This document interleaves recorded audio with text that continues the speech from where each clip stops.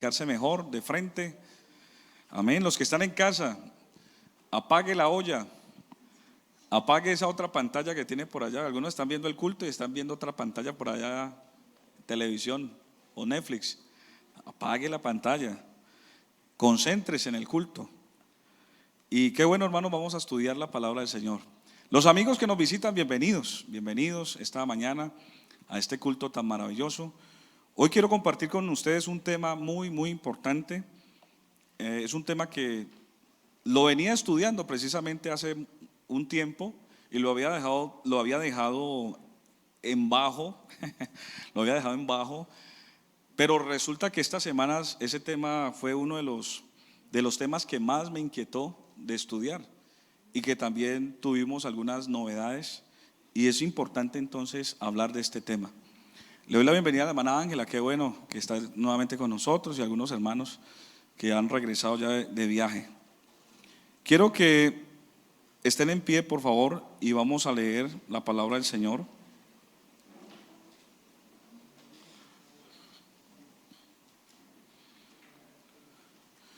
En Primera de Pedro capítulo 4 y el verso 18. Nos ponemos de pie siempre como reverencia a la palabra.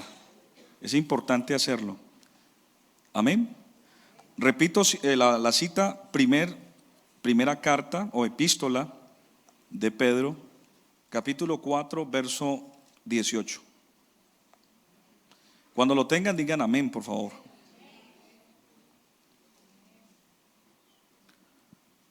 El verso 18 dice: y si el justo con dificultad se salva, ¿en dónde aparecerá el impío y el pecador?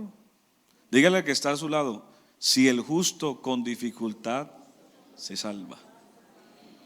Siéntense, por favor, hermanos. Incline su rostro ahí donde está. Dígale: Señor, habla a mi vida, habla a mi corazón. Señor, esta mañana te pido que uses mi vida como un canal de bendición. Necesito que me des la unción, que me des la autoridad espiritual para que tu palabra, Señor, corra y se glorifique. Necesitamos tu ayuda, Señor, necesitamos tu poder, tu gracia, que hables a nuestra vida y al corazón. En el nombre de Jesús, amén. Pruebas, disciplinas y tentaciones. Repitan conmigo: pruebas, disciplinas y tentaciones. Ese es el tema de hoy. Este tema lo venía estudiando hace un mes atrás, porque es uno de los temas que genera confusión en muchos creyentes. Hay muchos creyentes que no saben diferenciar entre una prueba, una disciplina o una tentación. O algunos hacen de pronto o aplican de una forma incorrecta estos términos. A veces puedes estar viviendo una disciplina y algunos piensan que es una prueba. Otros están viviendo una prueba y piensan que es una disciplina. O alguien está viviendo una tentación y piensa que es una prueba. Y en todos esos términos, o más bien esas situaciones, pueden generar confusión, y usted entonces no tiene la correcta actitud frente a ese proceso que seguramente hoy va a entender con la ayuda del Señor. Entender este tema nos lleva entonces no solamente a tener una correcta actitud frente al proceso, sino también poder asimilarlo, interpretarlo y sacar el mejor provecho de esa situación. Porque cuando una persona no entiende la situación que está viviendo, no solamente se puede confundir, sino que puede tomar muy malas decisiones.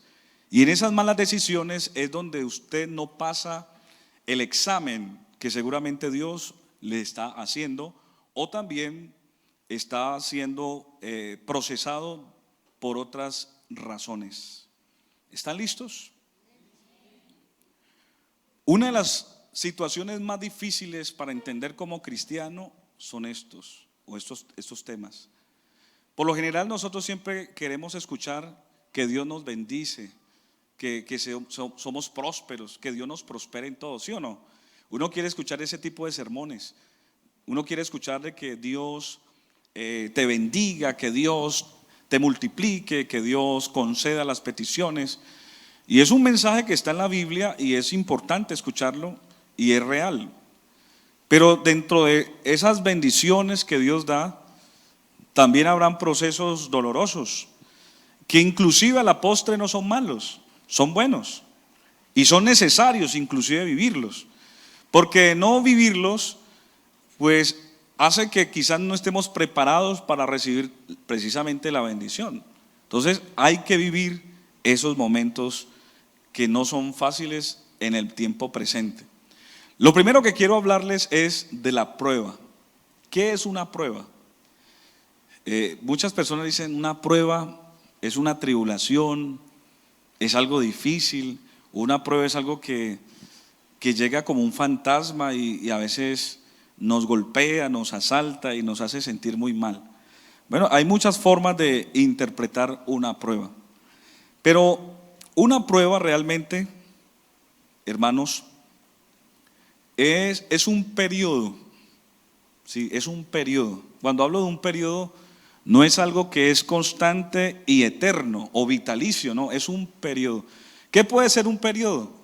Un periodo puede ser un día, 2 días, un mes, un año, 10 años.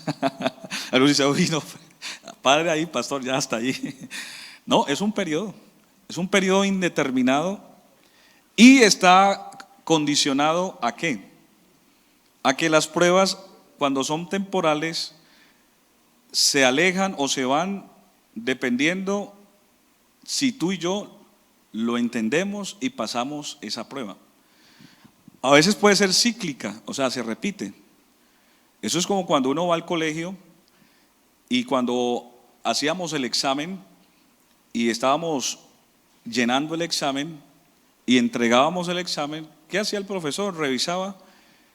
Y si veía que no pasábamos o no respondíamos de la manera correcta, pues simplemente reprueba, tiene que volver a presentar el examen o habilitar en algunos casos hasta que entienda. A veces las pruebas son periodos donde en ese tiempo uno tiene que aprender lo que está pasando, interpretar, ya sé, ya entiendo por qué me está pasando eso. Cuando ya usted entiende y lo acepta y lo corrige, entonces allí esa prueba termina. Pero si usted está viviendo un proceso difícil y a ver, ¿qué cabe en la prueba? O sea, o cuáles pueden ser las pruebas. Yo quiero que ustedes me ayuden. Una prueba puede ser una enfermedad. Una prueba puede ser una crisis económica. Una prueba puede ser una situación de pareja difícil con los hijos. Una prueba puede ser una situación social donde usted tiene una amenaza de muerte. Una prueba puede ser inclusive una crisis emocional. Hay personas que tienen problemas emocionales donde no logran estabilizarse. Eso para algunos puede ser una prueba. Ahora, si la prueba llega, o sea, algo difícil, algo que usted diga, yo la verdad no entiendo por qué. Lo primero que uno le pasa cuando una persona tiene pruebas, lo primero que la persona dice es, ¿por qué me está pasando eso a mí? ¿Cierto? Y uno empieza a hacer una revisión, bueno, ¿qué estoy haciendo malo? ¿Cierto? Uno dice, pero ¿qué estoy haciendo? ¿Por qué me llegó esto? O quizás otras personas dicen, pero ¿por qué me pasa siempre lo mismo? O sea, salgo de una y entro a otra. ¿Le ha pasado? Otros dicen, pero como, inclusive ese es su lenguaje. Hermano, ¿cómo está? Ahí, hermano, en la prueba. Hermano, ¿cómo está? Pues hermano, ahí luchando en la prueba. O sea, algunos ya no están viendo la prueba, sino que ya su lenguaje ya está afectado inclusive. Esa es su forma de reaccionar, porque no ha entendido qué es una prueba. Entonces piensa que todo el tiempo tiene que vivir en prueba. Todo el tiempo tiene que estar viviendo pruebas. Inclusive algunos ven piadoso eso. Algunos ven como algo noble y heroico estar siempre en pruebas. Y dice, hermano, estoy en unas pruebas. Y algunos dicen, hermano, siempre que yo le voy a servir al Señor, se me vienen pruebas. Entonces ve el servicio a Dios como una amenaza, que cada vez que usted supuestamente le va a servir a Dios, entonces le va a llegar una prueba. Entonces ninguno serviría, ninguno serviríamos, ¿cierto? Algunos dicen, hermano, cada vez que yo empiezo juicioso a ir a la iglesia, me vienen pruebas. Otros dicen, hermano, cuando yo empiezo a buscar de Dios, me vienen pruebas. Otros dicen, hermano, apenas quiero hacer las cosas bien, me vienen pruebas. Entonces también hay una distorsión frente a ese tema de la prueba. Vamos a analizar, por ejemplo, qué pasó con Pedro. ¿Se acuerdan de Pedro? Pedro era un hombre dentro de su temperamento sanguíneo, explosivo. Era una persona un poco estridente, era una persona impulsiva y muy silvestre en muchas cosas de su vida. O sea, le faltaba formación en muchas áreas de su vida. Él seguramente había recibido el llamado de parte de Jesús y tenía muchas cosas buenas, positivas, pero también el Señor vio en él que necesitaba una formación, necesitaba ser formado. Y dentro de ese impulso que él mantenía, era un hombre muy explosivo. El Señor dijo, de pronto me puede servir ese temperamento, pero tengo que moldearlo un poquito. Y miren que llegó un momento en que el Señor permitió algo en Pedro. Y quiero abrir paréntesis aquí.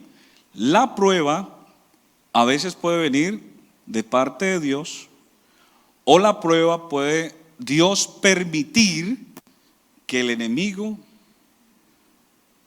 nos tome para quizás probarnos y Dios observar nuestra fidelidad. ¿Me hago entender? O sea que la prueba puede ser de parte de Dios, o también la prueba puede ser que Dios permita eso para observar y analizar si realmente nosotros hay plena convicción o somos fieles frente a una situación.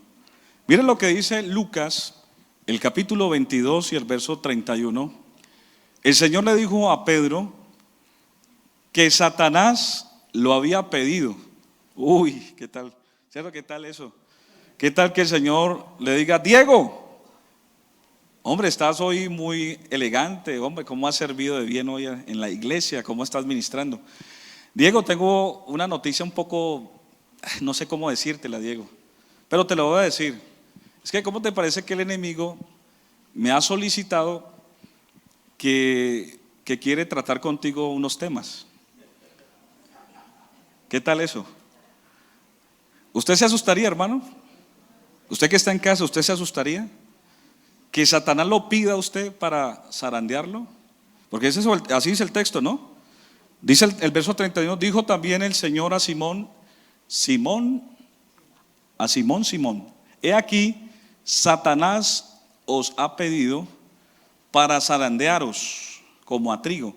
¿Qué es zarandeo? El zarandeo significa sacudir, ¿no? Eso es un término más bien agrícola, ¿no?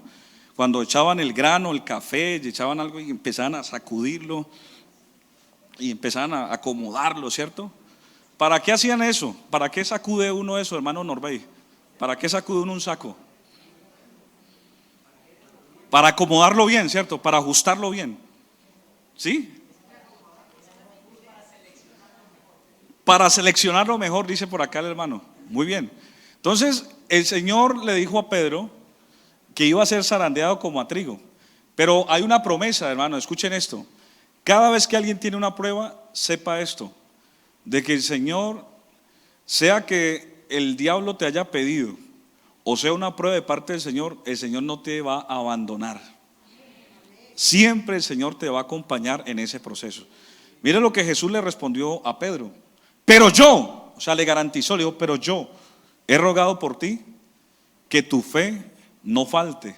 Tú, escuche eso, o sea, después, tú una vez vuelto, confirma a tus hermanos. En otras palabras dice, después de que usted pasa esto, usted le va a enseñar a sus hermanos o usted va a dar testimonio de lo que va a pasar en su vida. ¿Cuántos alaban el nombre del Señor? En la prueba pueden pasar tres cosas. Número uno, es una forma de Dios probar tu fidelidad. Porque la fidelidad es una demostración de autenticidad, si realmente has creído de verdad. Muchos de nosotros llegamos aquí a la iglesia bajo motivaciones muy superficiales. Algunos llegamos porque alguien nos invitó, nos pareció un poco atractivo el lugar, la música, las personas. Algunos sienten solamente alegría, gozo, pero no hay un arrepentimiento, no hay una entrega total hacia Dios porque no lo conoce. Otros saben que es el camino. Sí, yo sé que buscar a Dios es lo mejor, pero todavía no han entregado su vida al Señor de verdad. Están como cuando alguien quiere estar allí y sabe que es bueno, pero no toma la decisión. Entonces, a veces la prueba es una forma de mover tu vida si realmente eres una persona fiel, si cree en Dios de verdad. O si no estás creyendo de verdad, esa prueba te puede impulsar a confiar y a creer en Dios de verdad. La fidelidad te lleva entonces también a un segundo punto, y es la convicción. Mire, cuando alguien está siendo probado, sea por el enemigo, y esté pasando un momento difícil, en medio de la necesidad más terrible, usted y yo llegamos a un momento, decimos, no, ¿yo para dónde voy? Si antes no conocía al Señor y cuando no lo conocía, de alguna manera yo buscaba ayuda y yo veía que Dios en su misericordia, sin conocerlo, me ayudaba. ¿Cuánto más ahora que lo conozco, que soy su hijo? Y llega un momento que uno reflexiona y hay una profunda convicción. Hermano, la prueba nos lleva a eso, a revisar cuáles son nuestras convicciones. Porque muchas personas buscan a Dios o son fieles a Dios. Ojo con esto, muchos son fieles a Dios solamente cuando Dios los bendice. Algunos son fieles solamente cuando Dios te sana, cuando Dios te da algo, cuando Dios te responde una petición. Muchos son fieles a Dios simplemente cuando son favorecidos por Dios frente a algo, una petición. Pero muchos, apenas llega el momento difícil donde la salud de pronto se ve comprometida, la economía, pasa algo con tu familia, hasta ahí llega tu convicción. Y empiezas a dudar del Señor, a decir, ¿será que sí? ¿Será que Dios está conmigo? ¿Será que Dios me puede ayudar? ¿Será que no? ¿Yo para qué sigo creyendo tanto en Dios? O mi expectativa hacia Dios es muy alta y a veces no puedo yo tener esa expectativa tan alta en Dios. Yo tengo que hacer las cosas a mi propia manera o a mi forma, buscar la forma en la cual yo pueda dar respuesta. Y usted ve que Dios solamente lo puede favorecer en algunas cosas y no en todas. Y es ahí donde el Señor está probando es tu convicción. Cuando llega la enfermedad, ¿qué es lo primero que tú piensas? Si piensas en la prepagada, piensas en el médico, piensas en el remedio, piensas en hacer cualquier maniobra. Es posible por supervivencia que uno piense eso. Pero allí, cuando usted aprende primero a decir, no, Señor, usted puede sanarme a mi hijo, usted puede hacer este milagro, usted puede hacer aquello. Es decir, cuando yo pongo a Dios de primero y sé que no es el médico, no es la EPS, no son los remedios, es Dios el que hace la obra, es Dios el que usa los médicos, es Dios el que pone los recursos. Cuando yo tengo esa convicción, hermanos, cuando estoy sometido a prueba, a eso le agrada a Dios. Eso le agrada a Dios. Tercero, frente a la prueba es una oportunidad de Dios bendecirnos también. O sea, detrás de una prueba viene una bendición. Eso lo dice la palabra del Señor. Santiago capítulo 1 verso 12. Dice el apóstol algo muy interesante. Quiero leerlo en esta versión. Dice, dichoso el que resiste. O vamos a leerlo allí. Devolvámoslo. Dichoso el que resiste la tentación, porque al salir aprobado, recibirá la corona que Dios ha prometido a los que le aman. En la versión 60, póngale la versión 60, dice: bienaventurado el varón que soporta ¿qué? La tentación, porque cuando haya resistido ¿qué? La prueba, recibirá ¿qué? La corona de vida que Dios ha prometido a los que le aman. Breiner, ¿usted se acuerda de Job? ¿Ha leído Job? Bueno, Job, los que hemos leído Job o escuchado de Job, dice la Biblia, y empieza desde el capítulo 1, de que Job era un hombre justo. Dice que él era ¿qué? Perfecto. Imagínense ese perfil que Dios le da. Era un hombre íntegro en todo. De hecho, que él trataba inclusive de rodear a su familia de las bendiciones que él recibía. Él veía que de pronto sus hijos andaban mal, entonces él hacía sacrificios a Dios como para tratar de que ellos tuvieran cobertura y no fueran afectados de alguna manera. Pero con todo y eso, el diablo se presentó, dice la Biblia, el diablo se presentó a la presencia de Dios, y estando allí Satanás, porque la palabra, escuchen esto, la palabra Satanás significa acusador, ¿sí? El diablo tiene varios términos o varios nombres, y cada nombre tiene una función específica. La palabra Satanás significa tentador o acusador, y ahí habla de Satanás. Y Satanás dice que se presentó al Señor y le dijo: vea, Job le sirve, Job mantiene, lo voy a parafrasear, ¿no? A poner en el contexto real de este tiempo. Job va a la iglesia y sirve, y usted lo ve sirviendo, lo ve sacando los equipos, lo ve ministrando y cantando, usted lo ve haciendo cosas en la iglesia. ¿Sabe por qué? Porque Dios, usted lo tiene rodeado de bendiciones. O sea, usted lo tiene viviendo bien, en buena casa, le da dinero, le da salud a los hijos como están, tiene plata, pero Job realmente es un interesado, Dios. Vea, Job es tan interesado que yo estoy seguro, mire que el diablo hasta atrevido, el diablo es atrevido. Digo, mire, realmente Julano de tal le está sirviendo es porque usted lo tiene bendecido. Pero usted apenas le quite todo eso, va a ver cómo él va a blasfemar, va a renegar, va a decir qué cuento de Dios. Y mire, hermano, es ahí donde la prueba se puede convertir. Entonces, primero, Dios, ¿qué hace a través de la prueba? ¿Qué dijimos? ¿Se anotaron allí? ¿Prueba qué? Fidelidad. Segundo, convicciones. Y tercero, es para bendecirnos. Eso se cumplió en Job.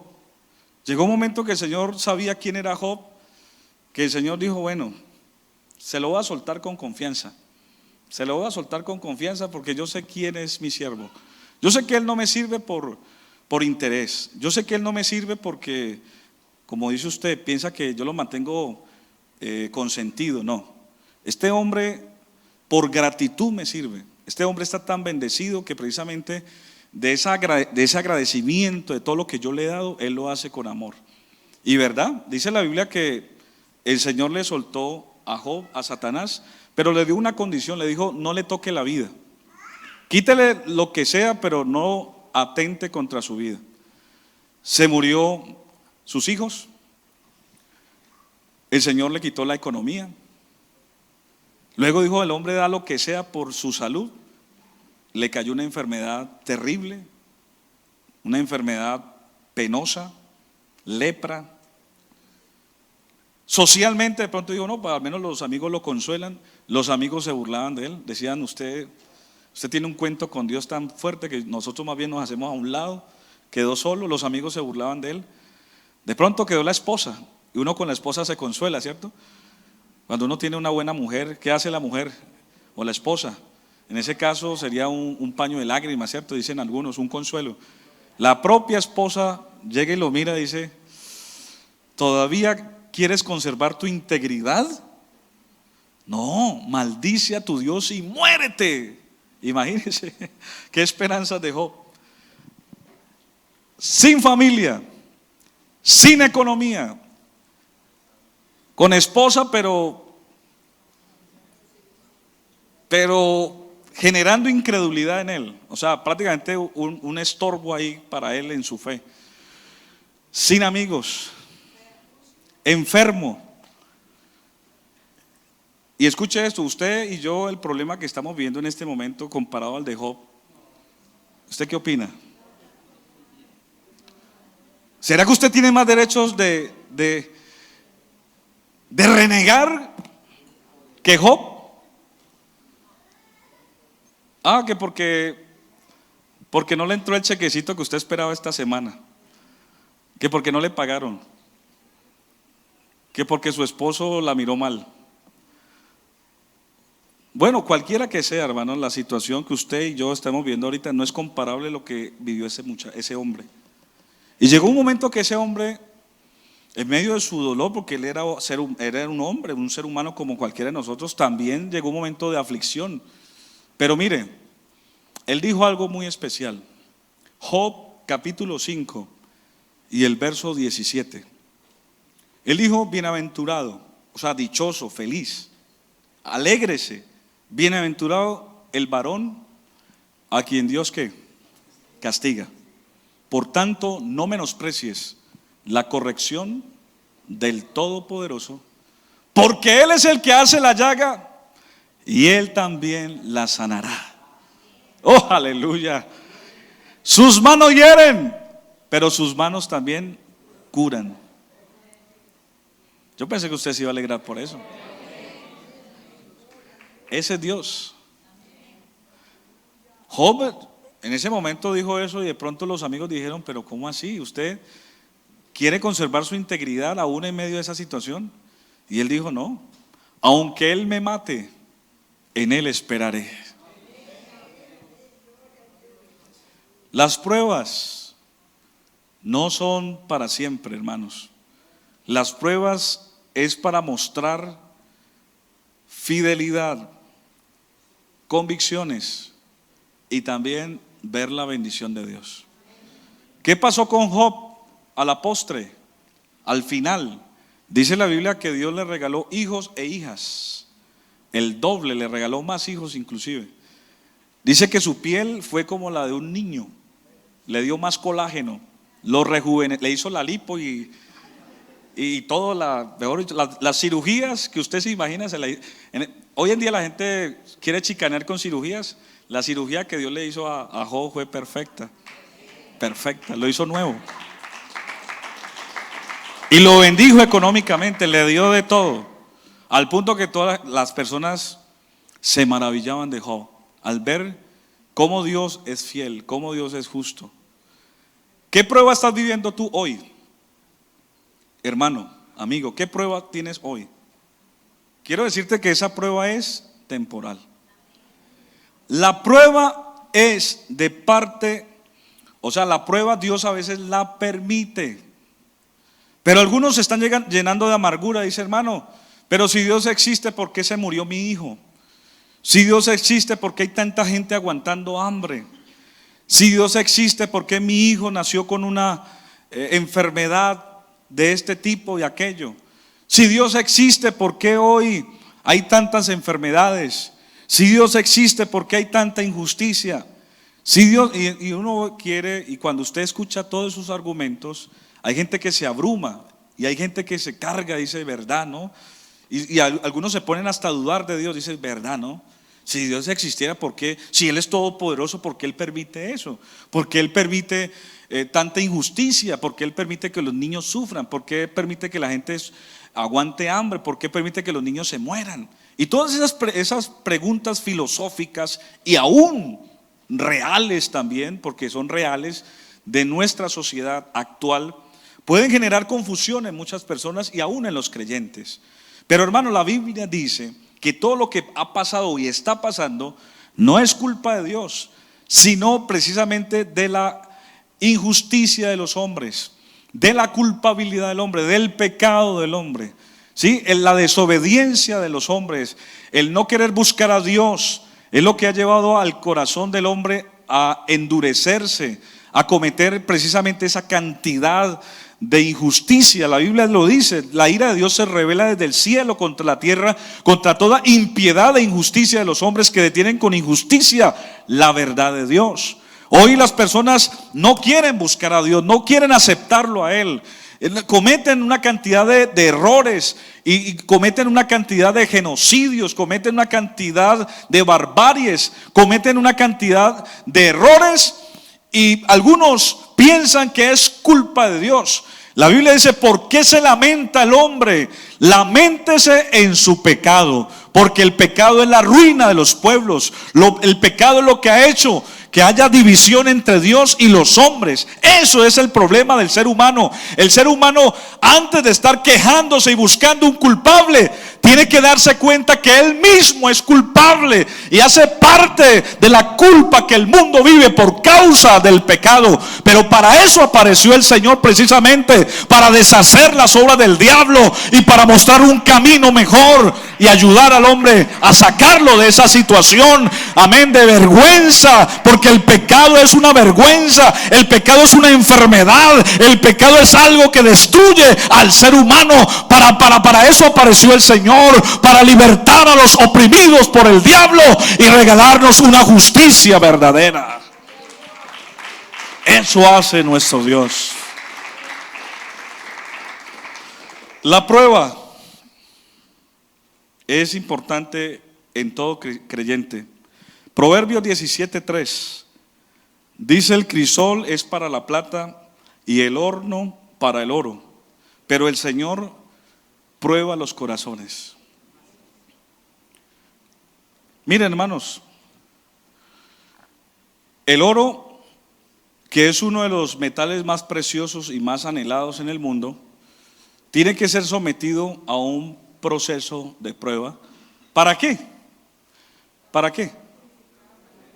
Cuando usted va a comprar una argolla o joya, digámoslo así, una joya, una prenda de oro, usted al ojo dice: ah, sí, es de 24 quilates. ¿Se la echa al bolsillo? ¿Ah? Dice: no, por muy amigo, por muy familiar, usted cuando compra algo de oro, usted quiere tener una garantía, una certificación que es real, es auténtica. ¿Y qué se le hace? Unas pruebas, se le echa algunos líquidos. Ahí a la Biblia habla del crisol para la plata, y en el caso del oro a veces lo someten inclusive a altas temperaturas para sacar las impurezas. Asimismo dice la Biblia que el Señor prueba el corazón de los hombres. Y cuando usted está pasando, y yo estoy pasando por un momento de prueba, no se llene de amargura contra Dios, no se desanime. Al contrario, dígale: Señor, gracias porque algo me estás enseñando, algo estás sacando de mi vida, algo quieres que yo renuncie a algo que me está haciendo daño. Y a veces uno no toma esa actitud, sino que reniega y ay, como que no, Señor, y hace pataletas, y a veces quiere buscar un culpable. Entonces le echa la culpa al uno, al esposo, a la esposa, al diablo, al pastor. Dice: no, es que el pastor. Y usted trata de buscar un culpable donde descargar su confusión, porque la prueba genera confusión. Pero hermanos, qué bueno entender que así como el crisol se utiliza para probar la plata y el fuego el oro, el Señor también prueba nuestros corazones. La palabra del Señor también dice en el Salmo 11:5, dice: el Señor prueba al justo y también al impío, y dice que su alma aborrece al que ama la violencia. O sea que tanto al justo como al impío el Señor lo prueba. Ahora, cuando el Señor prueba a un creyente, la prueba no es simplemente la prueba, hermanos. Ojo con lo que le estoy diciendo, no solamente la prueba, es pasarla bien. Porque si estamos metidos en un proceso de prueba, pero fallamos, volvemos a empezar de nuevo. O sea, se repite la enseñanza. Pero si usted va pasando, ya pasa la enseñanza, bueno, ya pasa a otro nivel. Y ese otro nivel seguramente es otra prueba, pero ya usted al haber pasado la primera se siente un poquito más convencido, más fuertecito. Y dice, no, yo ya sé que yo ya viví este proceso. Ya viví momentos donde no tenía ni con qué pagar y el Señor hizo un milagro. Algo va a pasar, algo va a hacer Dios. Entonces ya su lenguaje es diferente. Ya no es de angustia, ya no es de desesperación. Ya uno dice, no, yo este proceso ya lo pasé y Dios me dio la victoria. Y la Biblia dice entonces que cuando alguno es probado, esa tribulación va a generar algo especial. ¿Quieren leerlo? Romanos capítulo, si no estoy mal, 5. Me llegó este WhatsApp, no lo tenía en mis notas. Romanos 5, vamos a ver, 5:3. Sí, sí, sí es. Y no solamente esto, sino que también nos gloriamos en las tribulaciones, sabiendo que la tribulación produce ¿qué? Paciencia. O sea que cuando a uno le llega un problema, hermana Marinés, el problema te lleva a tener paciencia, o sea, como voy a esperar, Señor, toca esperar. No, pero y a veces nosotros somos que necesitamos resolver y el Señor dice, espere. Después de la paciencia, ¿qué produce? Que es una prueba. Ahí es donde ya usted entiende que ese problema es para probarlo. Y el resultado de la prueba, ¿qué genera? Esperanza. O sea, cuando ya usted pasa esa prueba, usted dice, ¿qué es la esperanza? La esperanza es confianza. La esperanza es saber de que aunque en el momento yo veo algo muy difícil, muy oscuro, al final del túnel hay luz. Al final el Señor me va a dar la salida. De alguna manera, algo va a pasar. Algo va a hacer Dios. Mire, hoy alguien en este momento, mientras escucha este mensaje, necesita una respuesta. Y créelo que apenas se termine este culto con esta palabra, no solamente usted va a quedar tranquilo, sino que más tarde usted va a ver la respuesta en el nombre de Jesús. La va a ver. Porque la prueba produce esperanza, pero si tienen la correcta actitud. Ahora, dice la Biblia que esta esperanza no nos defrauda. O sea, no es algo en vano, o alguien podría decir, no, es que ustedes son muy ilusos. A veces dicen, los cristianos son muy ilusos, muy ingenuos. Mantienen confiando y haciendo unas falsas expectativas de cosas que no pasan. Hay gente que nos tilda de ingenuos, de incautos, de personas que no tenemos una capacidad de razonar frente a las realidades. No, miren, creo yo que los cristianos, muchos de nosotros no solamente hemos estudiado, hemos pasado por academia y somos personas que nos hemos capacitado en muchas áreas de nuestra vida, sino que hemos entendido que la fe es diferente a las decisiones y al razonamiento humano, porque el hombre natural no percibe las cosas que son del Espíritu, porque para él son locura y no las puede entender. Pero cuando uno aprende a confiar en el Señor, Él te da la capacidad de aprender a confiar en Él, y Él es el dueño del universo, Él es el todopoderoso, Él es el que hace que las cosas sean posibles. Y cuando yo confío en ese ser que es poderoso, esto puede hacer mucho más abundante según lo que pedimos o entendemos, según sus riquezas en gloria. Tener a Dios y confiar en Dios es más poderoso que la plata, que el oro, que las influencias, que los amigos, que el poder, que la fuerza, amén, que la investidura. Hermano, tenerlo a Dios es tenerlo todo. Cuando yo aprendo a confiar en Él, tengo seguridad. ¿Quedamos claros en la prueba, sí o no? ¿Cuántos están pasando por pruebas? Levante la mano. Uy, muy poquitos, gloria a Dios.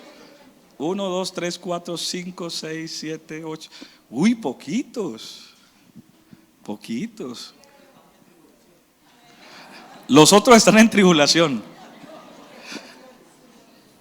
Están atribulados. Mire, otros están en tentación. Bueno, Ojo con esto, la prueba, ojo con esto, hermano, la prueba será importante. Si usted no pasa por la prueba, revise qué está pasando. Porque si el oro, para mostrar su autenticidad, tiene que ser probado, entonces el cristiano también tiene que ser probado. Dígale: Señor, yo quiero que usted me pula un poquito. A ver cuánto levanten la mano que quieren ser pulidos por el Señor. Sí, hermano, sí. Una pulidita suavecita, pero púlame suavecito. No tan duro, dicen algunos, ¿no? Suavecito, pero hágalo. Hermano, es importante, créalo. El ser probado hace que uno vea la misericordia de Dios actuar. ¿Cómo saber que Dios sana si no te enfermas? ¿Cómo saber que Dios provee si no estás pasando un momento de necesidad? ¿Cómo conocer a un Dios que consuela si no estás pasando un momento de soledad, de injusticia, de tristeza? ¿Cierto? O sea, uno tiene que ver esas facetas de Dios. No solamente un Dios que provee, que bendice, que da, que no. También un Dios que me puede ayudar en esos momentos donde todo el mundo se va, todo el mundo se fue, y verlo ahí en la soledad, cómo me sustenta y me cuida. Amén. El segundo punto que quiero hablar con ustedes es la disciplina. Dígale que está a su lado. La disciplina. La disciplina, hermanos,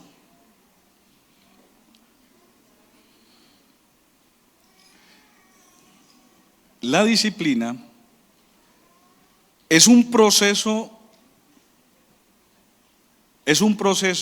individual, personal, que Dios realiza en el creyente para llevarlo a una corrección y a una dirección de sus propósitos. Dicho de otra manera, la disciplina es una forma de Dios corregirnos y llevarnos a un mejor destino. Y la disciplina hace parte del tratamiento que el padre da a los hijos.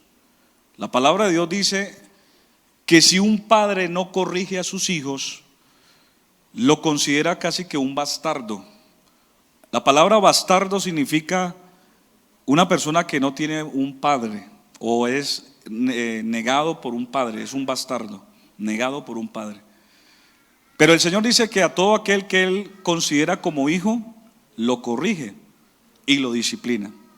Pero miren lo que pasa frente a la disciplina. Vamos a leer este texto que está en Pedro, segunda de Pedro 2:9. Segunda de Pedro 2:9.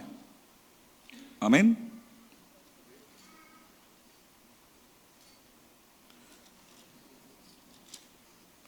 Vamos a ver si es. Sí, segunda de Pedro 2 y el verso 9. Sí. Dice: ¿sabe el Señor librar de qué? De tentación a los piadosos y reservar a los injustos para ser castigados en el día del juicio. Y mayormente, no, ese no es el texto. No, el texto que yo necesito es un texto, creo que está en Hebreos. El texto dice que nuestros padres, cuando nos educaban, ellos nos disciplinaban como a ellos les parecía. Pero el Señor nos disciplina para algo diferente. Está en Hebreos. Vamos a ver. Hebreos 12. Sí. Desde el versículo, vamos a ver desde el 5, vamos a leerlo desde el 5. Dice: y habéis ya olvidado la exhortación que como a hijos se os dirige diciendo.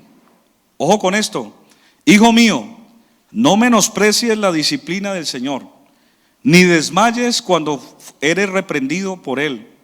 Escuchen esto, hermanos, atención, porque el Señor al que ama disciplina y azota a todo el que recibe por hijo. Uy, ¿qué tal esa palabra? Azota a todo aquel que recibe por hijo. Ay, algunos dicen: hay poder en Jesús. Verso 7. Mire la promesa, hermanos. Si soportáis la disciplina, Dios os trata como a hijos.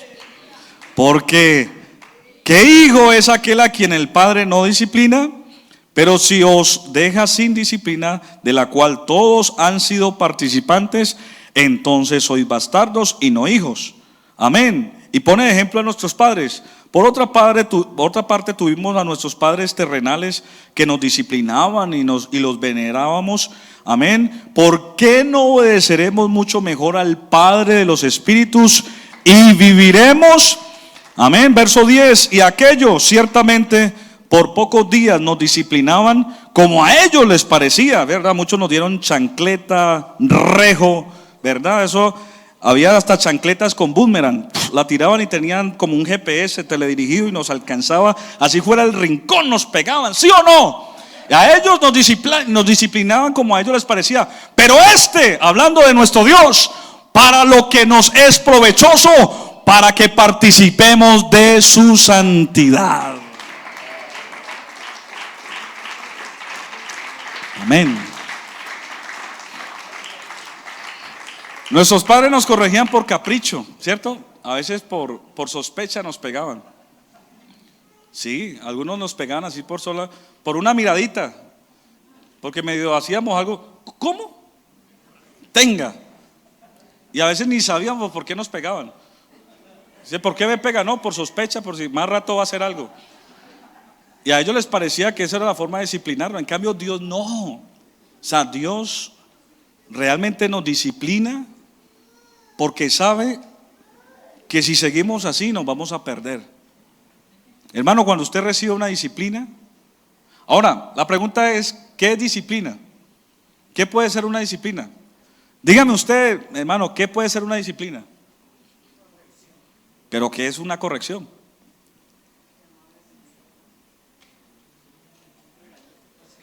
Regaño. ¿Cómo es tu nombre, joven? Bienvenido. ¿Daniel? Daniel, para ti, ¿qué puede ser disciplina de parte de Dios? Una forma de castigo. ¿Cuál, por ejemplo? Una vara. Ok. ¿Cómo lo interpretas en tu vida? ¿Cómo? O sea, un momento de disciplina en tu vida.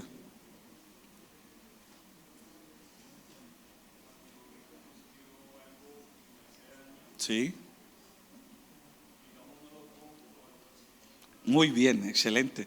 Algo que de pronto uno dice, anhela, dice, ay, yo quiero tener esto, quiero tener. Y haces todas las maniobras para comprar, pero no se da. Y no se dan las cosas, no se dan. Y a veces uno caprichoso, no, que yo me voy, que yo lo compro, que no, que eso se da como de alguna manera. Y quiere uno forzar, ¿cierto?, los procesos. Y a veces Dios frenando, Dios diciendo, no lo hagas. Y uno piensa que Dios es injusto, que es que Dios no me quiere ayudar. El Señor sabe que si te lo da, te destruyes. Si te da eso, te va a ir mal. Pero a veces el Señor dice, ¿usted no está entendiendo el mensaje? ¿No quiere obedecer? ¿No quiere escuchar? ¿Sigue de rebelde? ¿Sigue de rebelde? Ah, bueno. Entonces a veces la disciplina, Dios quiere evitarnos un problema, hermanos. ¿Cómo entender la disciplina? ¿Cómo entenderla? Hermano, mire, la disciplina, para mí esto es tan importante, hermano, entenderlo. Cuando yo entendí esto, hermano, yo he sido un poco, lo hablo en título personal porque yo he pasado por todos estos procesos al igual que usted, y si de pronto no los tenía claros, hermano, esto es importantísimo. O sea, cuando usted esté en un momento de prueba, hermano, gócese, alégrese. Porque Dios está puliéndolo, sacando algo que necesita sacar de su vida. Cuando usted está en disciplina, también sepa que Dios lo está tratando como un hijo. Si Él no lo tratara como un hijo, lo dejaba. Eso es como cuando uno tiene alguien que no es su hijo, pues uno dice, verá qué hace. No, yo no soy el papá de él. No, pero vea, yo no tengo nada que ver ahí. Yo no me meto. Si fuera mi hijo, sí le diría. Si fuera mi hijo, le doy. Si fuera mi hijo, haría lo que fuera. Ese es nuestro Dios, hermanos. Él nos trata como a hijos. Y por eso Él a veces se mete en nosotros, se mete en nuestra vida, a veces nos estorba y dice, por ahí no es. Entienda, porque Él nos trata como a sus hijos. La disciplina es para llevarnos al arrepentimiento. Ojo con esto. La disciplina es para llevarnos al arrepentimiento. Hay momentos donde el Señor le dice a uno, no vas, te quita un ministerio, te quita un don, un talento.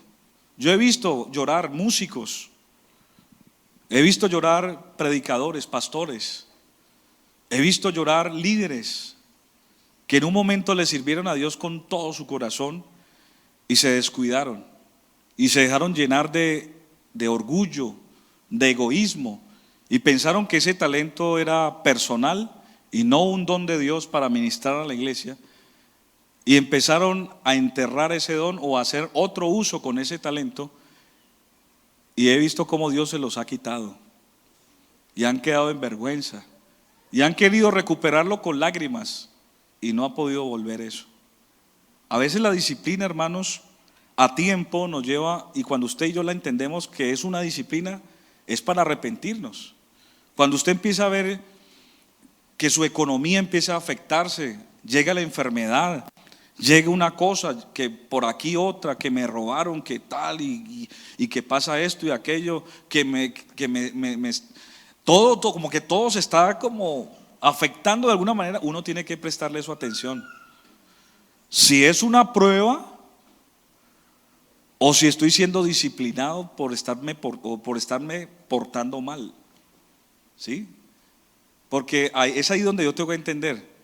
Si yo estoy haciendo las cosas bien, ojo con esto, si yo estoy haciendo las cosas bien y yo me hago un análisis personal, no, todo está bien, mi familia, bueno, ellos darán cuenta al Señor, pero yo estoy haciendo las cosas bien, y a mí me está llegando toda esa tribulación, digo, no, es una prueba, Señor, ayúdame a soportar esta prueba con fe y firme y fiel. Pero si usted y yo sabemos que estamos haciendo cosas malas, pensando de que no, Señor, Él no me tiene en cuenta esto, pero de un momento a otro se empiezan a cerrar las puertas. Usted empieza a ver cómo empieza a afectarse la salud suya, la de sus hijos. Usted empieza a ver una cantidad de inconsistencias en su vida, que usted no es preciso frente a sus ideas, sus emociones, fracasa aquí, fracasa allá, no tiene relaciones estables, y usted empieza a ver una cantidad de cosas. Usted tiene que revisar qué está pasando. Estoy siendo disciplinado y Dios me quiere llevar hacia el arrepentimiento. Segundo, la disciplina es para purificarnos y también santificarnos. Es decir, Dios cuando nos disciplina nos quiere perfeccionar también, pero también apartarnos para un propósito específico. La disciplina es importante. Mire, cuando usted aplica la disciplina al deporte, las personas que practican un deporte, una ciencia, un arte, la disciplina son periodos de hábitos constantes, de repeticiones, de algo que yo tengo que hacer hasta que se automatice en mi vida. La disciplina es un momento donde yo aprendo también a entender que cuando yo pase ese momento difícil, que puede ser doloroso, eso me enseña de que yo ya no puedo volver a hacer lo mismo por allí. Que si yo sigo, un ejemplo, jugando con mi salvación, yo entiendo, no, por ahí yo no voy a seguir. Esto me trae consecuencias, no. Entonces yo me voy entrenando en la piedad, me voy entrenando en las cosas que están bien. La disciplina, mire, a mí me ha tocado disciplinar, por ejemplo, a músicos y a líderes de la iglesia. Me ha tocado decirle, hermano, quédese quieto.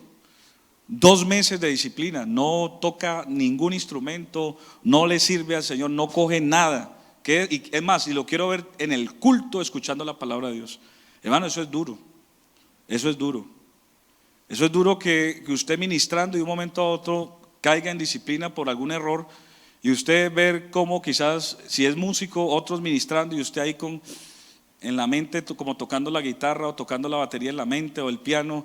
El músico, eso le genera un conflicto, pero después la persona cuando supera esa prueba va a entender y va a valorar el ministerio y lo va a hacer de una forma más efectiva.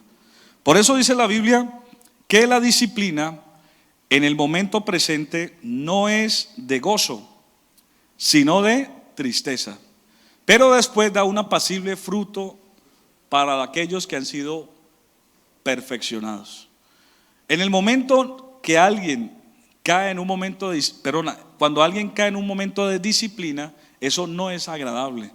Cuando usted le dice en su empresa, Tiene que ir a descargos. ¿A cuántos les ha tocado ir a descargos alguna vez en la vida? ¿Cierto? ¿Ninguno? Bueno, gracias a Dios. Obediente, ¿no? Firmes. Cuando te ha tocado, cuando un padre le dice, vea, queda en disciplina, no puede salir, no puede, le voy a quitar privilegios. Todas esas cosas que a veces suenan como un castigo son importantes, porque después de que las cosas se habiliten de nuevo, usted lo va a hacer con agradecimiento y lo va a hacer con todo el corazón. Por eso no se sienta triste, no se desanime cuando eres disciplinado. Miren lo que dice la palabra del Señor en el Salmo 94:12. Dice: bienaventurado el hombre a quien corriges, Señor, y lo instruyes en tu ley. O sea, es una bienaventuranza, es también un momento de dicha, de gozo, uno ser disciplinado en el Señor.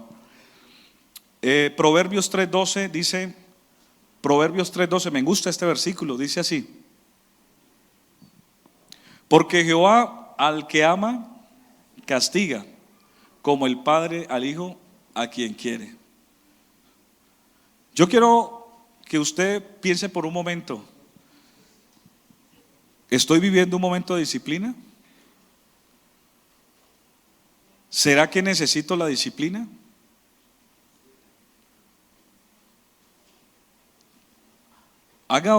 Hágase esa pregunta retórica a usted mismo. ¿Será que yo necesito disciplina en este momento? ¿Será que necesito un tratamiento de Dios en mi vida?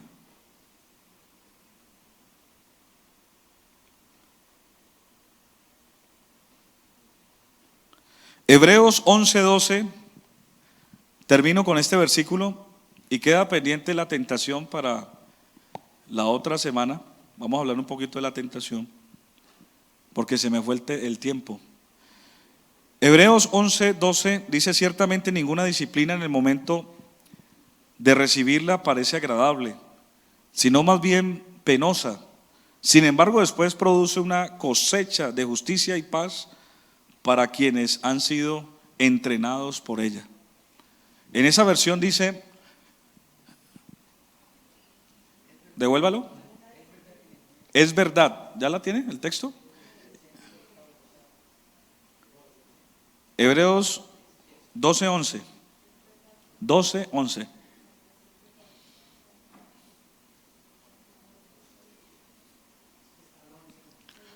Dice: es verdad que ninguna disciplina al presente parece ser causa de ¿qué? De gozo, sino de ¿qué? De tristeza. Pero después da un fruto que es apacible, agradable, ¿sí? Provechoso, apacible, de justicia a los que en ella han sido ejercitados. Gloria al Señor. Quiero que estén en pie un momento y quiero terminar. Qué bueno que el hermano Steve me ayude y los músicos. Quiero hacer un desafío en esta mañana o tarde ya, en el nombre de Jesús. El desafío es el siguiente: si estás viviendo un momento de prueba, identifícalo. ¿Cómo me doy cuenta yo si es una prueba? Si yo estoy haciendo las cosas bien y me están llegando males, es una prueba. ¿Qué es una disciplina?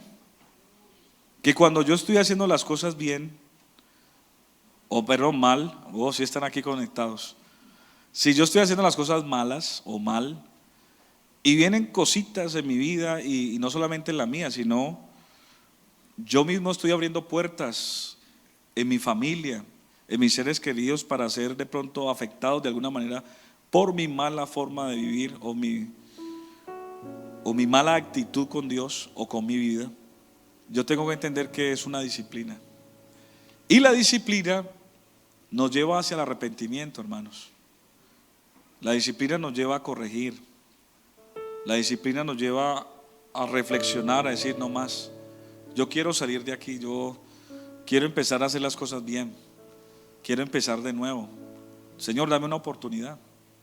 Y cuando uno hace eso, Dios empieza otra vez no solamente a restaurarte, sino a devolverte todo aquello que has venido perdiendo.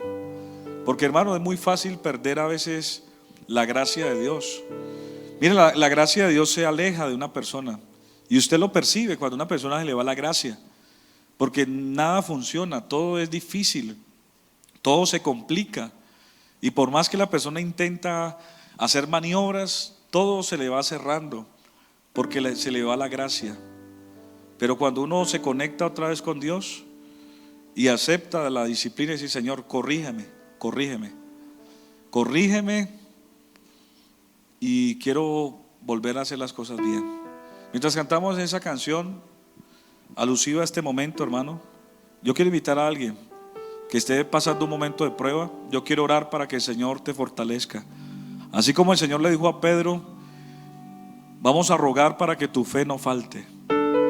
Si estás viviendo un momento de disciplina por alguna razón, vamos a decirle al Señor que también te ayude a reflexionar y a salir de esa situación. Vengan todos los que necesiten esta oración, mientras el hermano Steven nos ayuda ministrando. Dígale: Señor, quiero pasar esta prueba, quiero pasar este momento difícil, pero quiero pasarlo bien, sin dudar, sin quejarme, sin renegar de ti, Señor.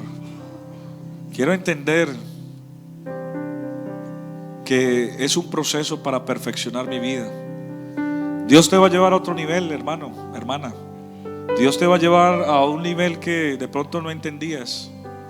Venga, hermano, venga, no se quede por allá atrás. A veces el altar es importante, hermano. El altar es un momento de reflexión, de yo con mi actitud decirle: Señor, yo quiero un cambio en mi vida. Yo quiero